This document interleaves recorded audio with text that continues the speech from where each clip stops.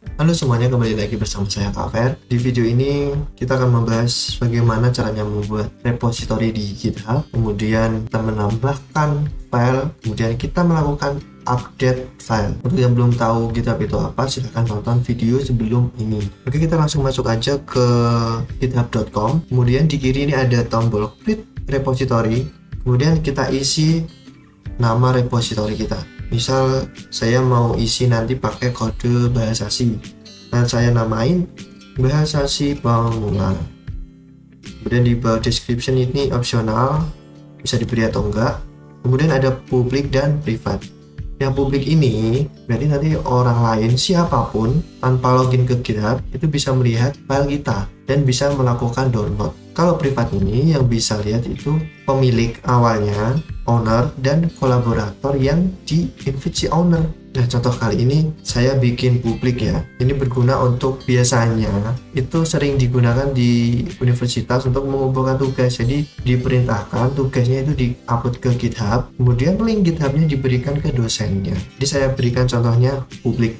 Ini saya pilih publik, kemudian ini @readme @gitnor ini nggak usah, langsung kita create. Nah, sudah selesai. Jadi alamat repository yang baru kita buat namanya bisa kita lihat di paling atas ini, github.com/bahasa C pemula. Jadi ini link yang orang lain bisa akses, atau jika ini tugas, ini link yang diberikan ke dosen. Kemudian bagaimana kita memasukkan file tugas kita ke repository ini. Pertama saya siapkan tugasnya dulu. Misal saya tugas yang simpel aja, program bahasa C mencetak hello world. Saya buat new file. Saya simpan ke desktop dulu ya sementara.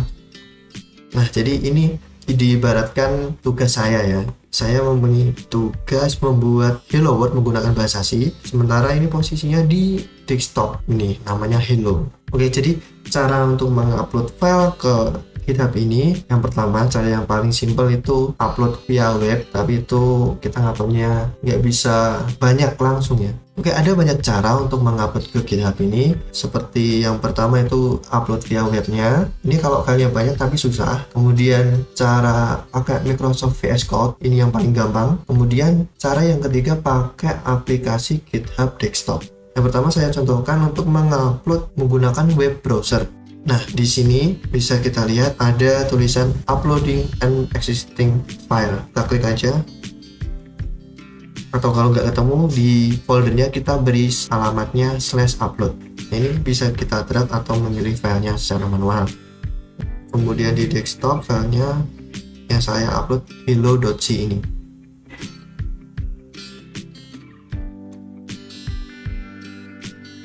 Oke, sudah terupload. Kemudian ini ada catatan upload. Bisa saya beri catatan commit pertama ya, atau upload pertama melalui website. Kemudian kita klik commit change.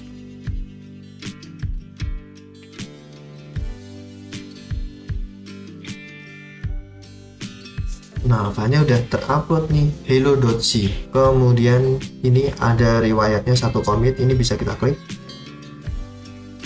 Nah, jadi ini ada keterangan upload pertama melalui website. Kita klik commitnya. Kemudian nah, ini tampil file apa yang dimasukkan atau file apa yang terjadi perubahan. Jadi ini tadi saya mengupload hello.c, ada 6 baris, ini merupakan file baru. Melalui web ini kita juga bisa melakukan penghapusan file. Caranya kita klik filenya, kemudian di sisi kanan ini ada delete this file, kita klik aja ya. Kemudian ada konfirmasi, kita beri keterangan hapus via web file hello.c. Kemudian kita klik commit change. Nah, kemudian udah selesai, kita klik ke kode untuk melihat isinya apa. Ini datanya udah kosong. Kemudian commitnya udah bertambah menjadi 2. Jadi yang pertama tadi mengupload file, yang kedua menghapus file. Kita lihat detailnya. Yang hapus via web Jadi dia akan memberitahu file apa yang terjadi perubahan. Kita klik div.